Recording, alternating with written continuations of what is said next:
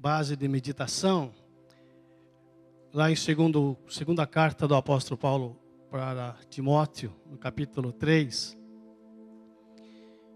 E eu quero discorrer sobre um assunto que eu gosto muito de estar meditando sobre ele, que é sobre o tempo que nós estamos vivendo hoje. Entendendo o nosso tempo. Interessante que a Bíblia dá muita importância para isso. A Bíblia está sempre nos advertindo, olha o tempo, olha o tempo. E às vezes a gente não dá muita importância de ver a diferença dos tempos de um começo, do meio e o fim. A segunda carta de Timóteo, capítulo 3, os primeiros versos, diz assim: saiba disto, nos últimos dias sobrevirão tempos terríveis, tempos difíceis. Os homens serão egoístas, avarentos, presunçosos, arrogantes, blasfemos, desobedientes aos pais, ingratos, ímpios, sem amor pela família, irreconciliáveis, caluniadores, sem domínio próprio, cruéis, inimigos do bem, são traidores, precipitados, soberbos, mais amantes dos prazeres do que amigos de Deus, tendo aparência de piedade, mas negando o seu poder. Afaste-se desses também. No verso 10 ele continua assim: mas vocês têm seguido de perto o meu ensino, a minha conduta, o meu propósito, a minha fé, a minha paciência, o meu amor, a minha perseverança, as perseguições e os sofrimentos que enfrentei. Coisas que me aconteceram em Antioquia, Icônio e Listra. Mas de todas essas coisas, o Senhor me livrou. Verso 14. Quanto a você, porém, permanece nas coisas que aprendeu e das quais tem convicção, pois você sabe de quem o aprendeu. Verso 16. Toda a escritura é inspirada por Deus e útil para o ensino, para a repreensão, para a correção e para a instrução na justiça, para que o homem de Deus seja apto e plenamente preparado para toda boa obra. É um texto claro, fácil de entender, onde no início ele faz uma descrição, no quadro de pessoas que apareceriam nesses últimos tempos. E nós estamos convivendo com isso, com esse tempo. Algumas características de pessoas que não temem a Deus, mas por outro lado ele coloca aqui como deve ser a nossa maneira de nos comportarmos nesse tempo. Como eu disse, Jesus nos advertiu. Jesus disse assim: vocês sabem distinguir o tempo clima e não sabem discernir o tempo, né? Você sabe discernir o clima, se vai chover, se vai fazer sol, o tempo vai virar para lá, vai virar para cá, e não sabe discernir o tempo que nós estamos vivendo? O apóstolo Paulo falou assim, escrevendo aos Romanos: olha, tudo que vocês fizerem, façam isso conhecendo o tempo. Conhecer o tempo. O tempo define a maneira como nós vamos viver. O tempo prioriza as coisas, né? Em cada tempo existe prioridade, existe ferramenta diferente, reação diferente. Se está frio, por exemplo, e chuvoso, você sai de casa com uma determinada roupa. Se o tempo está quente e seco, é com outra roupa. Se você vai viajar, no início da viagem, você se comporta de um jeito. Quando está chegando o término da viagem, você tem outro comportamento. Está chegando, está preocupado com a chegada. Até durante o dia. De manhã, você tem um tipo de comportamento, atividade diferente. À noite, é outro comportamento. O tempo determina como você vai viver, o que você vai fazer. E o tempo da história, o tempo da igreja, também deve trazer essa influência para nós. A Bíblia fala claramente que nós estamos vivendo no tempo do fim. E o apóstolo Paulo falou lá, né? Conhecendo o tempo, porque a nossa salvação agora está mais próxima do que quando nós cremos. É preciso viver essa expectativa de uma salvação que está para se revelar na sua totalidade. Nós recebemos uma promessa de salvação. Nós recebemos um toque de Deus na nossa vida. Nós recebemos um sinal, uma marca, um selo de propriedade. E estamos chegando perto da realidade. Então, é uma pena que nós não conseguimos ter essa expectativa de vida eterna. Nós achamos que tudo se resume aqui. E somos abençoados, nós vivemos comunhão, né? Deus, cada um tem experiências tremendas com Deus. Mas nós deveríamos ter uma expectativa muito grande de um futuro. Em cada geração existe uma maneira, eu já citei isso, uma maneira especial de cumprir o propósito de Deus. O apóstolo Paulo, falando acerca do rei Davi, ele disse o seguinte: o rei Davi, ele serviu a Deus na sua geração. Serviu a Deus na sua geração. Cada um serve a Deus na geração em que vive.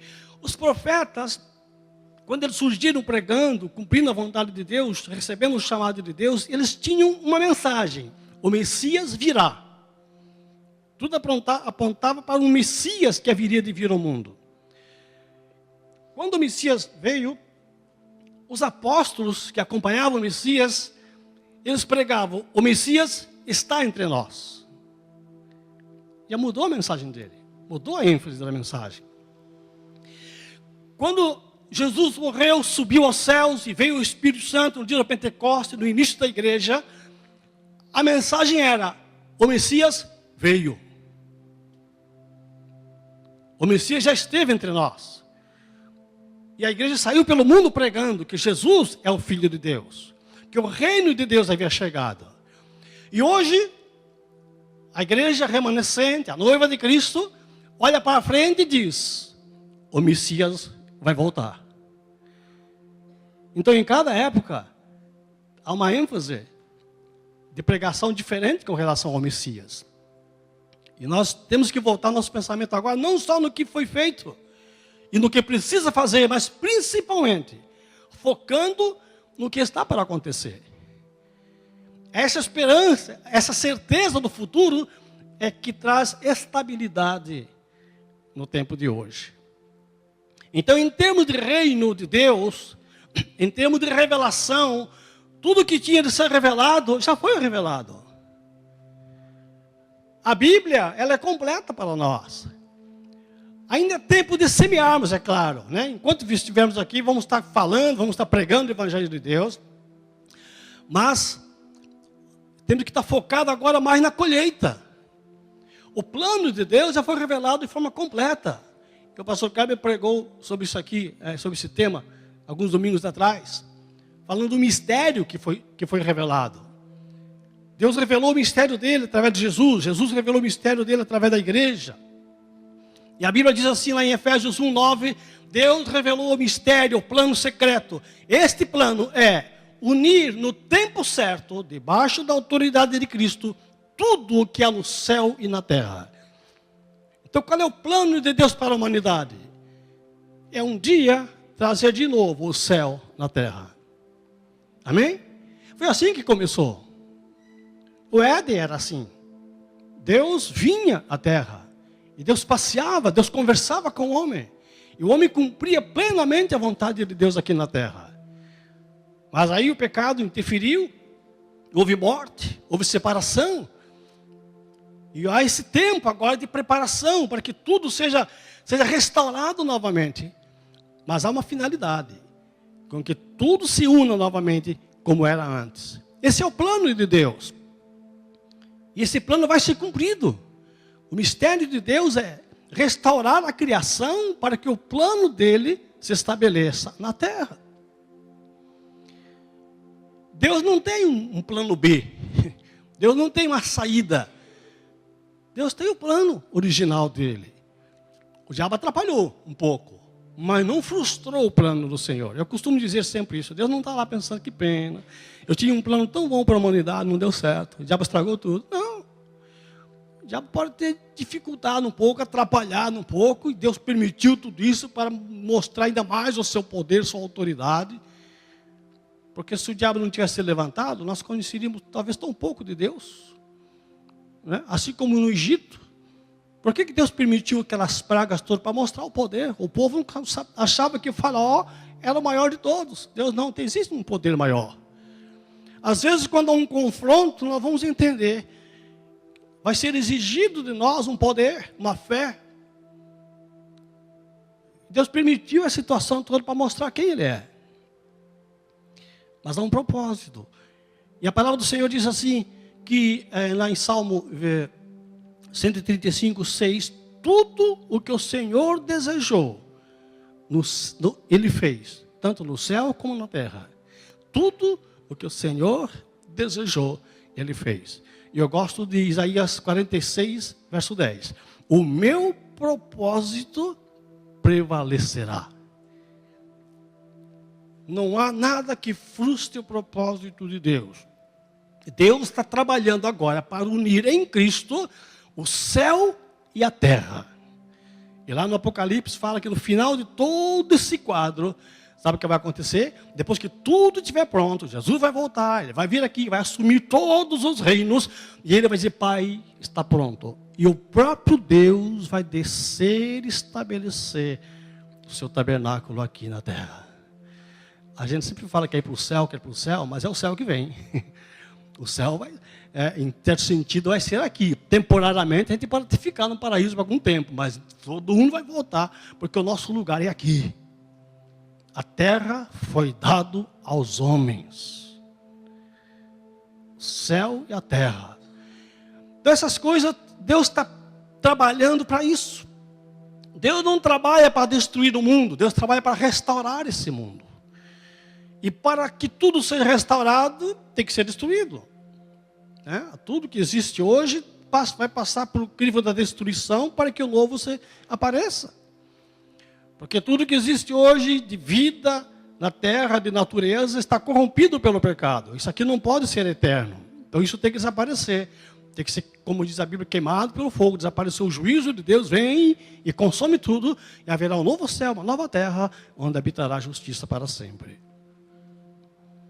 Então o mistério, repito bem, o mistério, o plano de Deus, o propósito de Deus, a vontade de Deus, como queiram, desde a criação, que atravessou toda a história de Israel, o tempo de Jesus Cristo, o início da igreja, o trabalho da igreja agora, e a volta de Jesus. Qual é esse plano? É unir o céu e a terra em uma só família.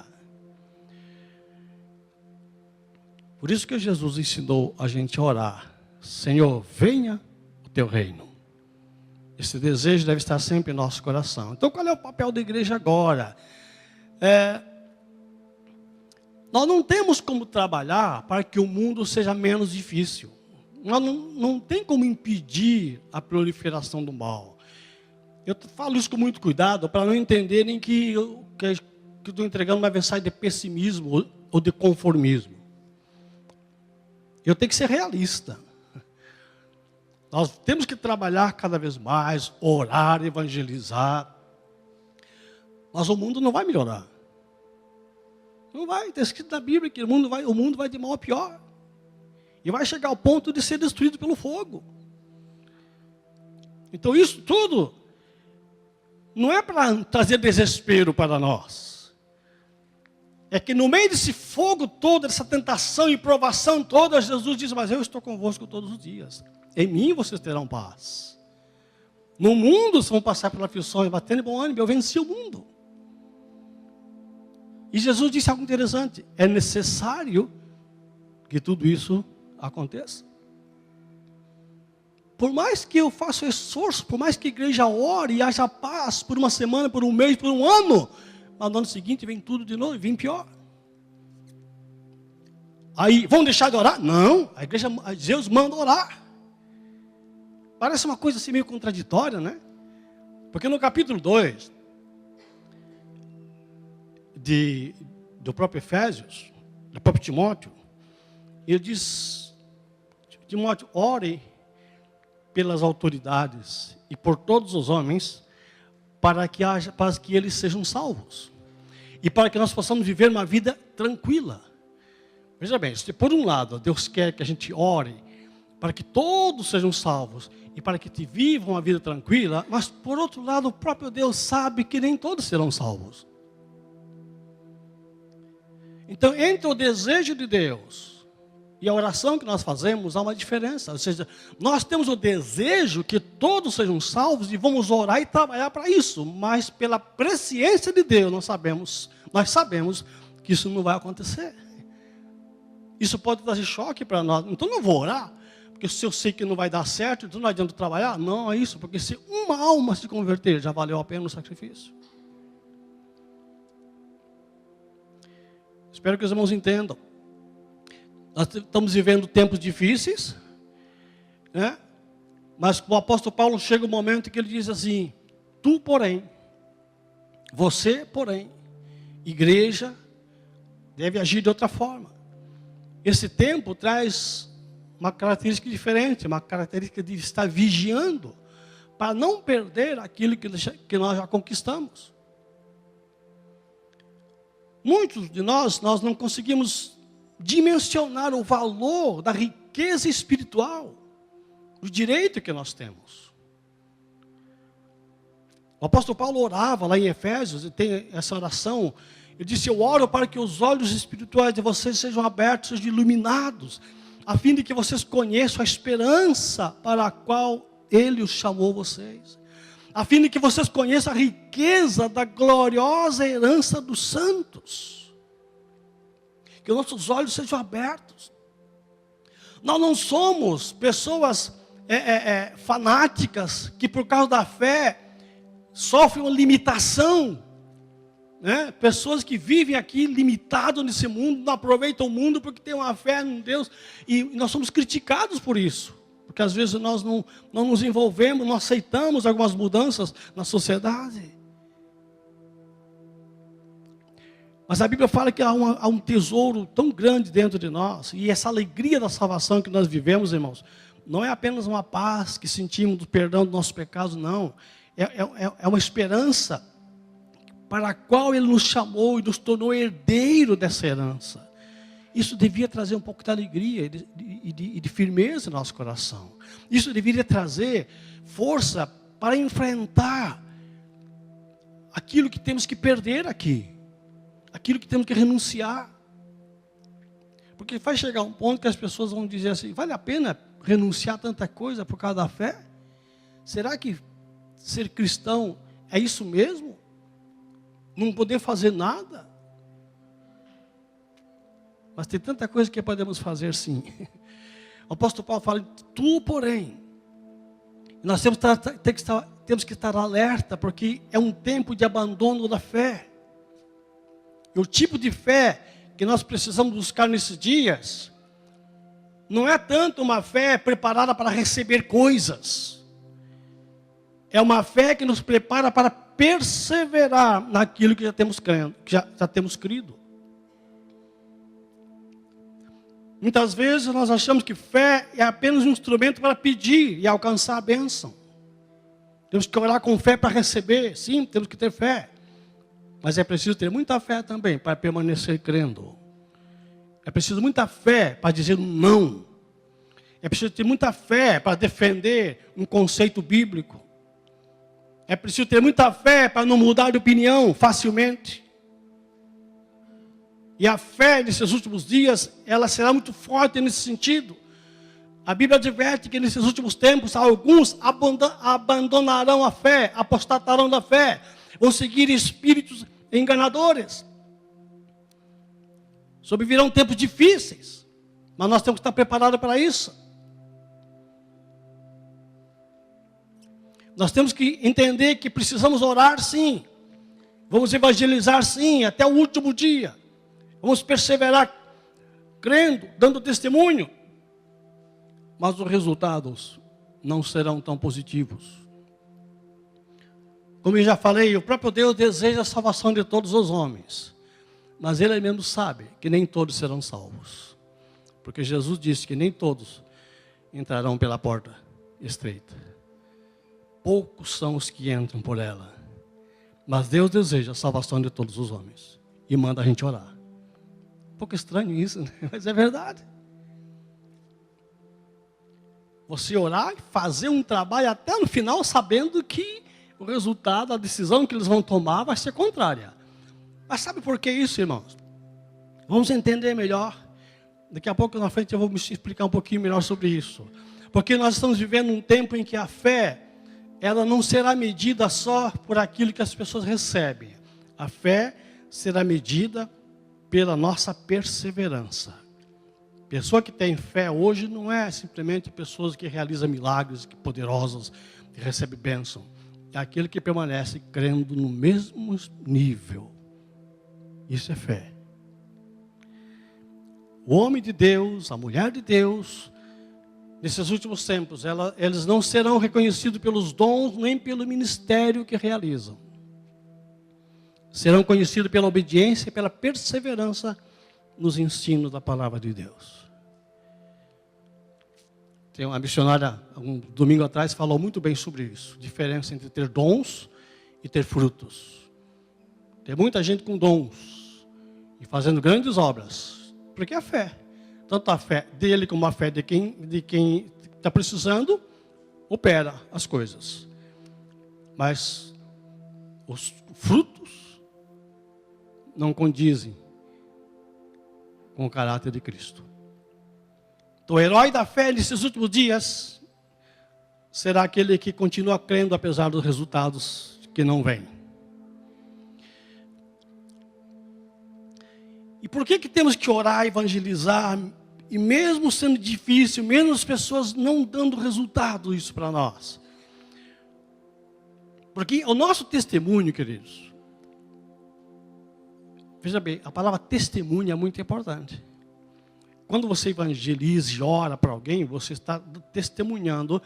Isso não só diante da pessoa, mas ao mundo espiritual, há uma plateia de advogados e acusadores nos ouvindo e nos assistindo. Quando você fala do evangelho para alguém, quando você aponta a verdade para alguém, existem demônios e anjos testificando isso. E a Bíblia fala que o nosso testemunho serve tanto para a salvação das pessoas, como para a condenação delas. Por isso você tem que falar. Porque todas as pessoas que vão dar testemunho no fórum, não é porque dão testemunho, automaticamente as pessoas serão absolvidas. Porque tem acusação também. Imagina naquele dia final, as pessoas vão se espantar com a realidade, Deus mostrando a verdade de Jesus, e dizer, mas não me falaram isso, não me disseram que era assim. Vai aparecer certamente alguma tela, algum livro, alguma coisa, não sei como, o que Deus vai usar lá. Mas vai aparecer a sua oração, vai aparecer o seu testemunho, vai aparecer a sua pregação. E ele vai estar, tá vendo isso aqui? Você não quis ouvir. A Bíblia fala que Noé, ele construiu uma arca, e com essa atitude ele salvou sua família e condenou o mundo. Pela fé, Noé construiu uma arca, e por causa dessa atitude ele salvou uma família e também condenou o mundo. Aqueles que te ouvem, aqueles que te aceitam, aqueles que te entendem, serão salvos. E o mérito também vai para o seu testemunho que foi verdadeiro. Mas aqueles que são perdidos, é preciso, para Deus condenar essa pessoa, Deus precisa ter argumentos também. E você é testemunha. Eu preguei, eu orei, eu fiz a minha parte, mas ele não quis, ela não quis. Então muitas vezes os resultados do nosso trabalho não vão aparecer aqui, mas vão aparecer lá. Por isso que Deus disse, eu quero que vocês orem. E orem. Eu quero que todos sejam salvos. Orem e busquem viver em paz. Mas Deus disse, são poucos que vão se salvar. Na presciência, Deus já sabe que as pessoas não vão obedecer. Então não se espantem se você está pregando e não tem resultado. Se você dá testemunho e a pessoa não muda. O resultado não é só aqui. O resultado vai ser lá. Amém, queridos? Tu, porém, nós temos uma maneira diferente de agir nesses últimos tempos. A nossa ação nesse tempo difícil não será de impedir que as pessoas ajam em relação ao mal. Nós, por mais que devemos fazer isso, nós não vamos conseguir impedir isso. Nós temos o papel de viver qual a nossa maneira correta de viver. Viver como filho de Deus. A nossa função não é eliminar o mal nessa terra, nem evitar que isso aconteça. Embora temos que lutar, combater na medida do possível. Como eu falei, entre aquilo que nós desejamos e a certeza, há uma diferença. Nós estamos aqui para dar sinal do reino de Deus, sinalizar o reino de Deus, dar testemunho acerca do reino de Deus. Para que isso, às vezes, o nosso testemunho pode custar nossa própria vida. E nós somos exortados a não nos acovardarmos, a não ficarmos com medo, a não ficarmos tímidos diante de tanta pressão que vamos enfrentar nesses dias. Eles, os que não têm Cristo, os que vivem com essa mente corrompida, eles lutam pela causa deles, para defender os direitos deles. E como a própria Bíblia diz, faz a vontade da carne e dos pensamentos. Então eles criam toda a lei possível, né, para defender o seu comportamento. Então aquele comporta-se desse jeito, então vamos respeitar e criar uma lei para defender os direitos deles. Aqueles comportam dessa forma, vamos criar uma lei para defender os direitos deles. E eu não sei onde é que vai tudo isso, porque todo mundo quer se comportar do jeito que quer, e uma lei para defender o direito deles. Certamente um dia aquela lei vai entrar em conflito com o outro. Mas é tudo permitido. Mas nós entendemos que essa é a lei da carne e da vontade, mas a lei do Espírito é uma lei diferente. É a vontade do Senhor que deve prevalecer. E nós temos que continuar lutando, falando a verdade, ensinando os princípios do Senhor. E se as coisas estiverem crescendo junto, vamos lembrar daquela parábola de Jesus, que ele semeou a semente, mas veio o inimigo, semeou também o joio. Eles quiseram arrancar, mas Jesus disse, não vai arrancar não, deixa que no dia final, no dia do juízo final, o Senhor mesmo vai se encarregar disso. A nossa tarefa não é arrancar o joio. Guarde bem essa frase, a nossa tarefa não é arrancar o joio, nossa tarefa é preservar o trigo. Amém? Trigo é a palavra de Deus, é aquilo que foi semeado, é aquilo que Deus mandou fazer, vamos cuidar disso. O joio foi semeado, eu não tenho obrigação de sufocar nem de arrancar. Quem vai arrancar é o Senhor. Deixa que o Senhor venha e arranca. Essa é a nossa missão. Como agir nesses dias diferentes, então? Tu, porém, quanto a você, segue de perto o meu ensino. Seguir de perto é observar diariamente o nosso andar, como nós estamos andando dentro dos princípios que nós temos conhecido.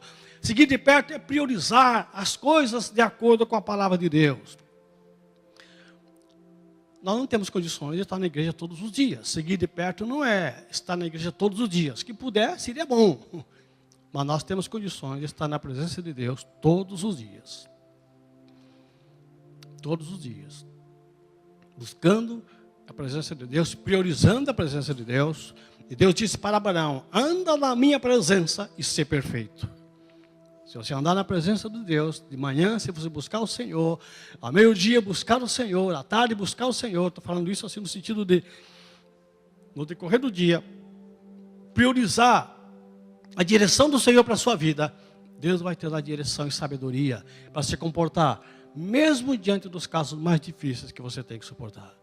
Mesmo que você ache que não tem como mudar, mas se você fizer a sua parte como testemunha, você já está fazendo a vontade de Deus. Isso que importa.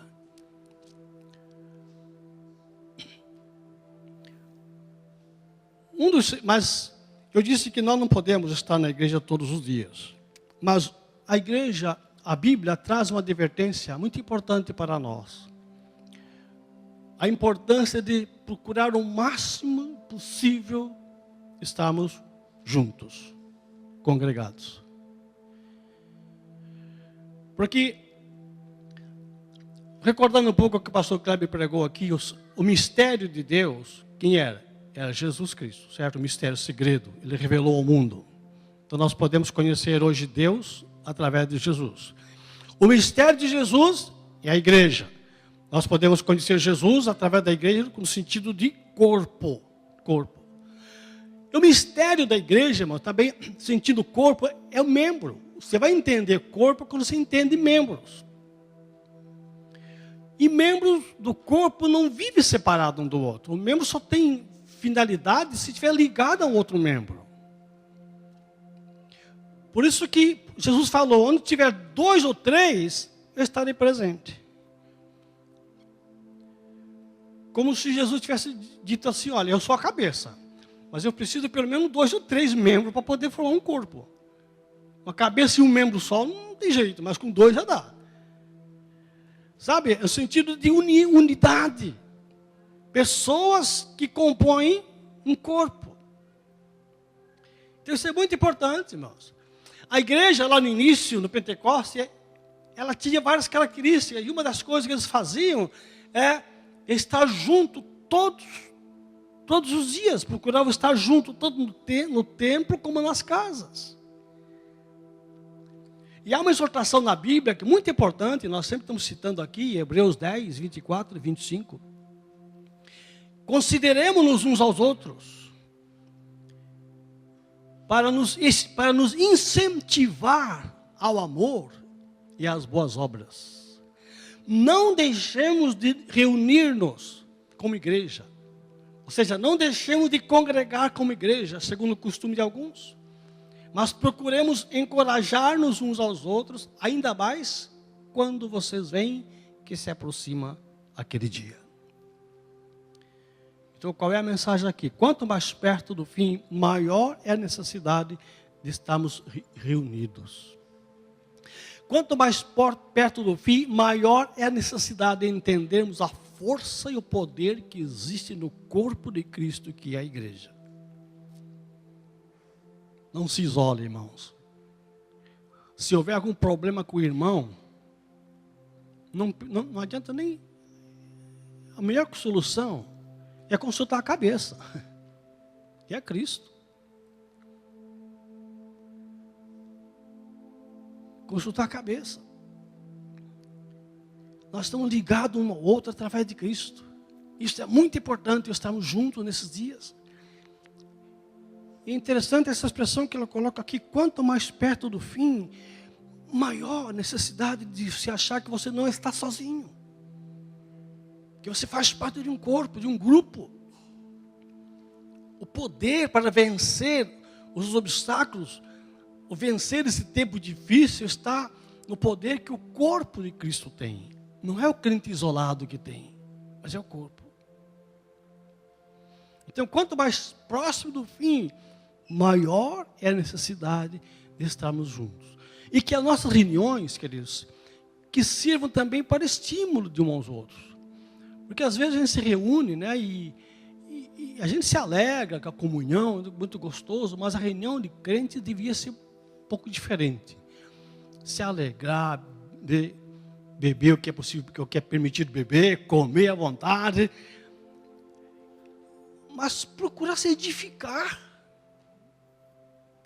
Porque às vezes a gente comenta as coisas, né? Eu tenho esse hábito também, que eu estou informado aí com tudo que está acontecendo na política, e se chega alguém perto de mim falando mal do governo, eu já estou junto falando mal dele, já estou ali me falando esse país complicado, essa corrupção que não tem jeito, e te fica ali revoltado e fala disso, fala daquilo.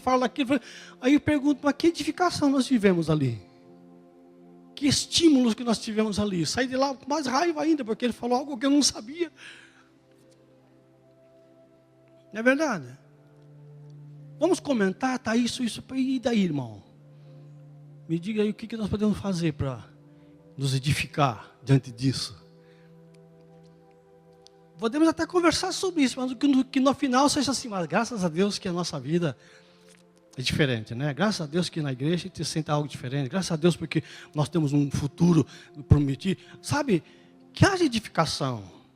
Que as pessoas possam sair da reunião e dizer, de fato, há uma diferença entre o que está acontecendo lá fora e aquilo que está acontecendo comigo, aquilo que eu creio, aquilo que estou buscando, que vai acontecer comigo.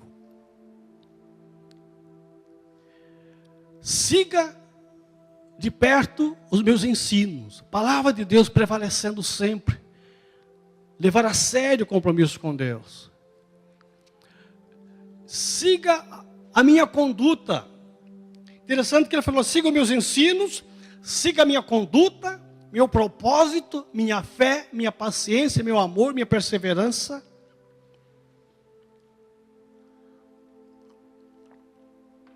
Hoje em dia, não é tão fácil ter pessoas para que nós possamos seguir seus exemplos, né?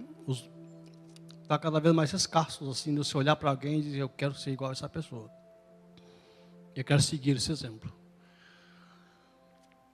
Os que aparecem, os que estão em iminência, muitas vezes, dão exemplo numa área, mas não dão exemplo em outra área. Mas o apóstolo Paulo aqui, olha a ousadia dele. Siga os meus ensinos, siga o meu exemplo, minha conduta. Olha a forma como eu estou amando as pessoas. Olha para a forma como eu me comporto, né? Na perseverança, na paciência. Olha para a minha conduta. Servos, homens e mulheres de Deus, que se mostram fiéis, que devem servir de exemplo para a nossa vida. Não siga apenas o ensino dos líderes, procure seguir o exemplo deles. Fiéis, siga os exemplos dos fiéis. Fiéis nem sempre são aqueles que são bem-sucedidos aos olhos dos homens. Fiéis são aqueles que não se curvam, que não se intimidam diante das dificuldades, diante das objeções que o mundo oferece. Aqueles que permanecem firmes. Fiéis são aqueles que não negociam a palavra de Deus por nada. Aqueles que não negociam a palavra de Deus por nenhuma proposta desse mundo. É muito importante que nesses dias estejamos debaixo de orientação de pessoas que sejam reconhecidas pela sua fidelidade à palavra de Deus. Fiéis a Deus. Siga o meu exemplo. A Bíblia fala lá em Jeremias 9, 23, 24, uma palavra que eu gosto também, já citei algumas vezes. Quando o Senhor diz assim, não se glorie o sábio na sua sabedoria, não se glorie o forte na sua força, nem se glorie o rico nas suas riquezas, mas o que se gloriar, glorie-se nisto, em me conhecer, em temer o meu nome, e saber que eu sou Deus, e que faço justiça no céu e na terra. Então, o que significa uma pessoa? Não é a sua riqueza, a sua sabedoria, o seu poder, aquilo que ele ocupa, o cargo que ocupa, mas é o seu temor a Deus. Então, quando Paulo fala, siga o meu exemplo, ele olha assim, o exemplo dele com relação a Deus.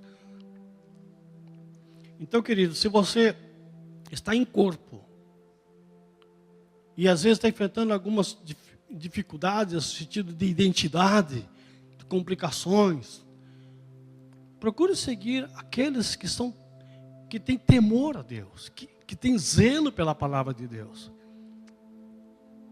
Essas pessoas podem até não ser tão importantes, não ter cargos relevantes. Essas pessoas podem até não ser importantes aos olhos das pessoas do mundo, não tem ministério, mas tem uma vida reta diante do Senhor. Serve de exemplo, serve de parâmetro. Segue o exemplo dos fiéis. Segue de perto meus ensinos e minha conduta. Permaneça, outra coisa que devemos fazer nesses últimos dias, permaneça naquilo que já tem aprendido. O mundo se moderniza muito, mas a fé não. A fé é a mesma. Os métodos se modernizam, a forma de aplicar, a forma de comunicar a fé, né, sabe, o exterior se moderniza, mas o interior é a mesma. A mensagem é sempre a mesma. Princípio não muda nunca. Então permaneça naquilo que já foi aprendido. Nós temos que acompanhar a evolução de algumas coisas, de métodos, meio de comunicação, mas nada que possa interferir nos princípios daquilo que Deus estabeleceu desde o início. Se nós tivéssemos que concordar com tudo que se inventa hoje, nós não seríamos perseguidos. Se concordássemos com todo o comportamento, tudo é válido, Deus aceita tudo.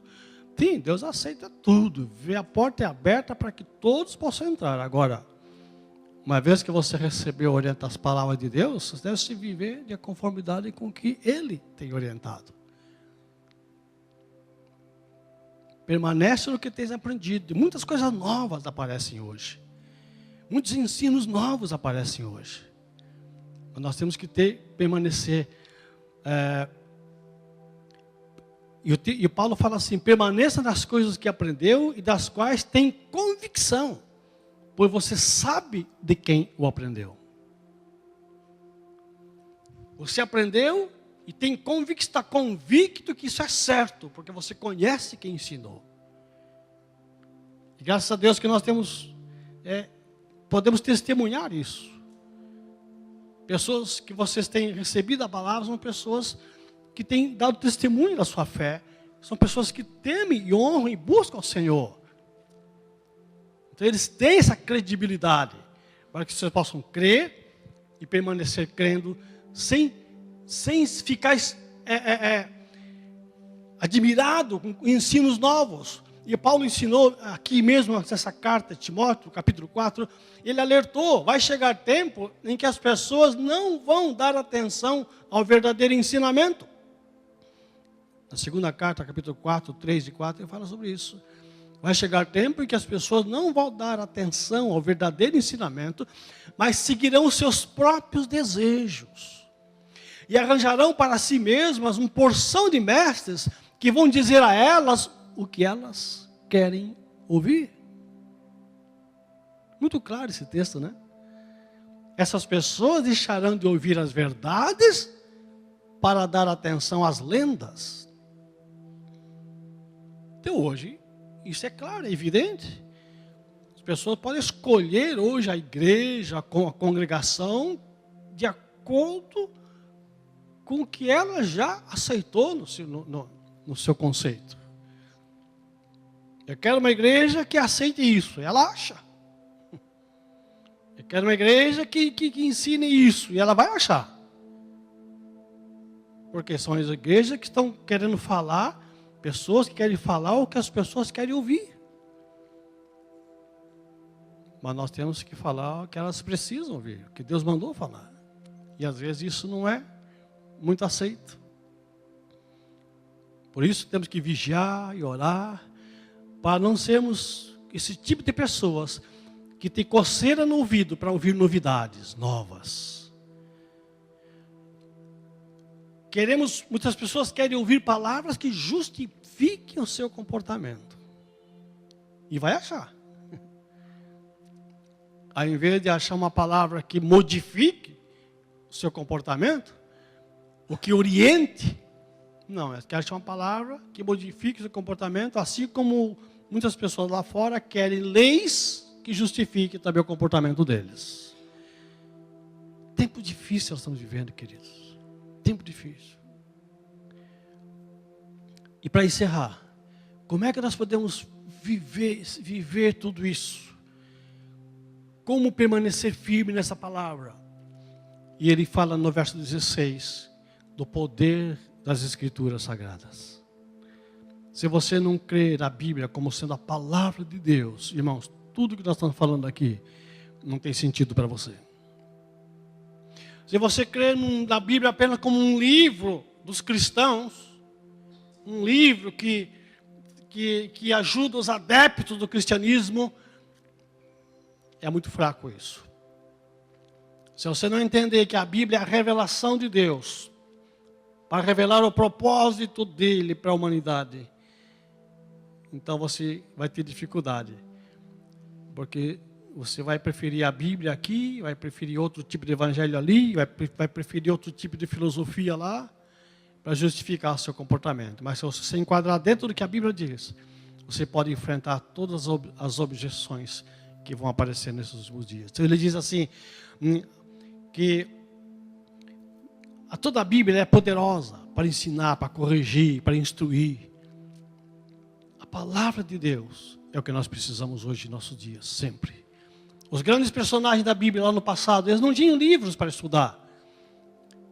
Poucos livros e poucos líderes para seguir. Mas eles tinham uma coisa.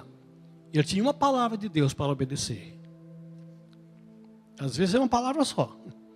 Uma visão só. Mas era suficiente para fazerem grandes obras.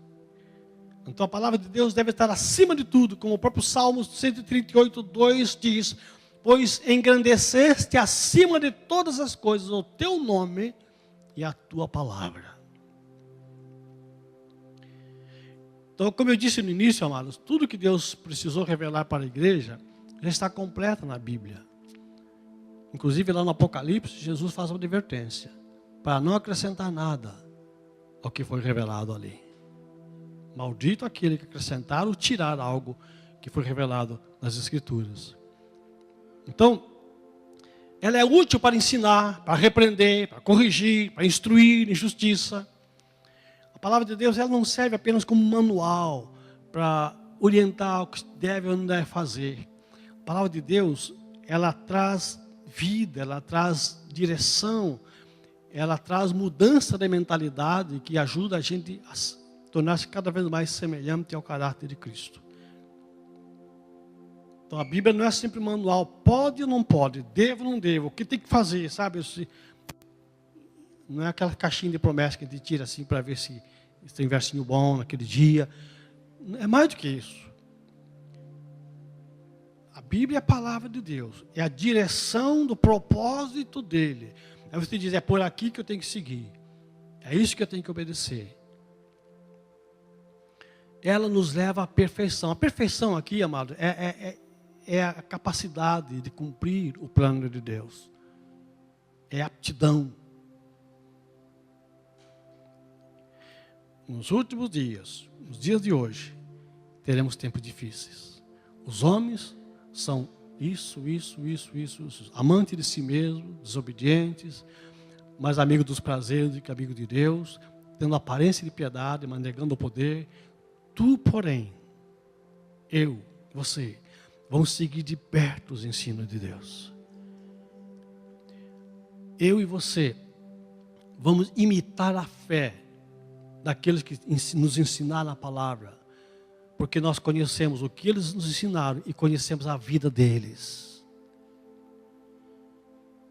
Tu, porém, não vai atrás do que é fácil, não vai atrás do que é moderno e atraente, vai atrás daquilo que é eterno, é daquilo que Deus vai prestar contas.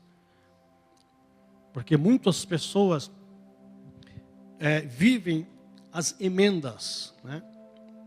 Como o próprio Jesus, num determinado momento, estava respondendo a pergunta que fizeram para ele, ele diz, não foi assim desde o início. Moisés permitiu algumas coisas por causa da dureza do seu coração, mas no início não foi assim. Porque às vezes eu fico pensando que no dia do juízo final, Deus vai questionar o início. Não é as emendas. Agora tem coisa que Deus permite, é claro. Deus permite. E tem coisa que Deus permite, mas Ele gostaria que fosse como no princípio. Se Deus permite, então Ele permitiu. Vamos passar por essa.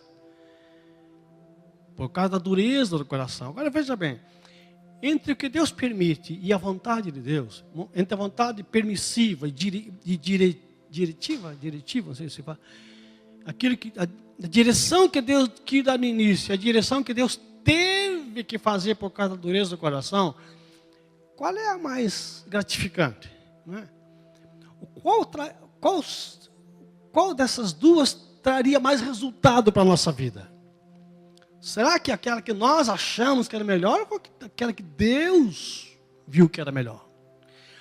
aquela que Deus projetou talvez seja mais difícil. Tanto que eu quis mudar aqui. Senhor, não dá para mudar, não?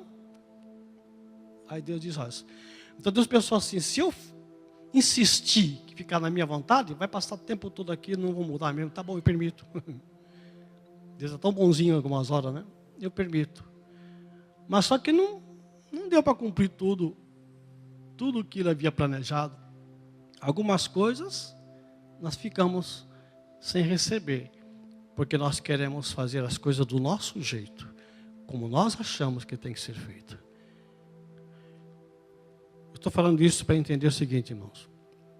Tem coisa que é difícil de obedecer, mas vale a pena obedecer. Porque tudo aqui vai passar.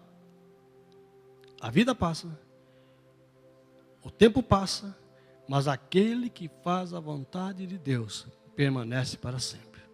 Vivemos tempos difíceis. Deus, tudo está caminhando para a destruição. Os homens estão se autodestruindo. O mundo, a natureza vai se destruir.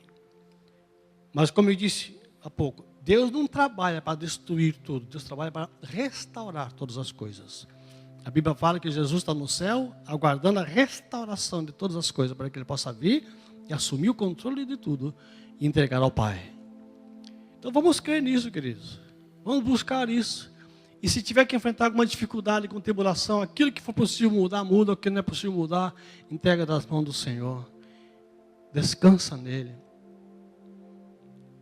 Porque mais importante é a vida eterna que está prometida para você e para todos aqueles que confiam até o final. Amém, queridos? Vamos ficar de pé, vamos buscar a Deus em oração.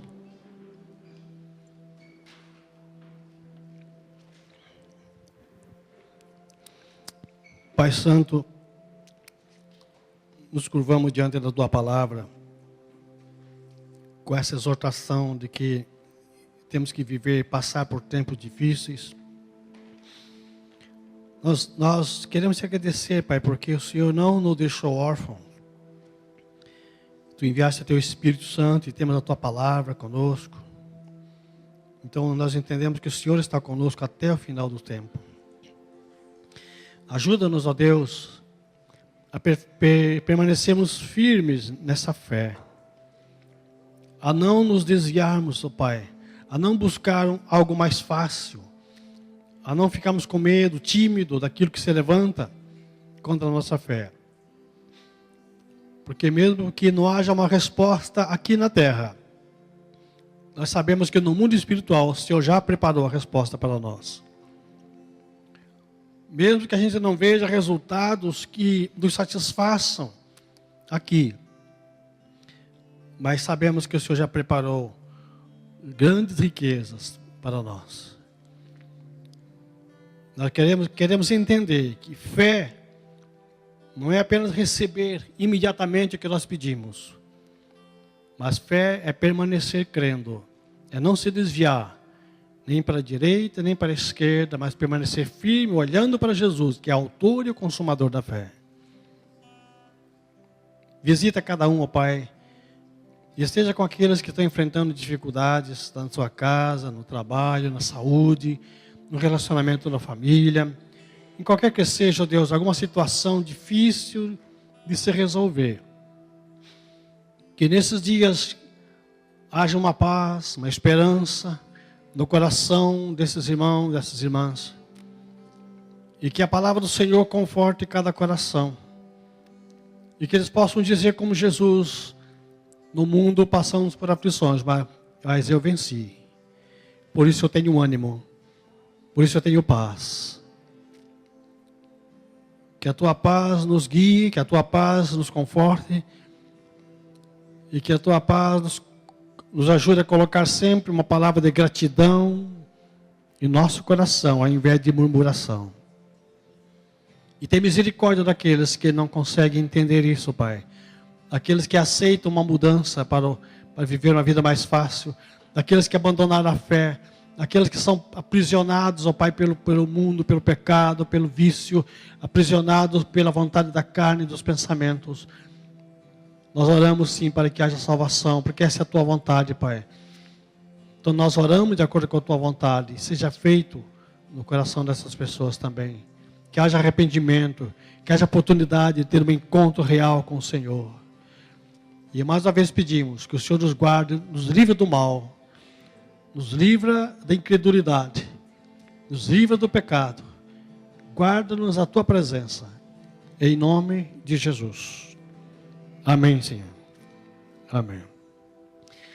Deus abençoe a todos. Vão na paz, vão na bênção do Senhor. E até a próxima reunião essa semana e domingo que vem.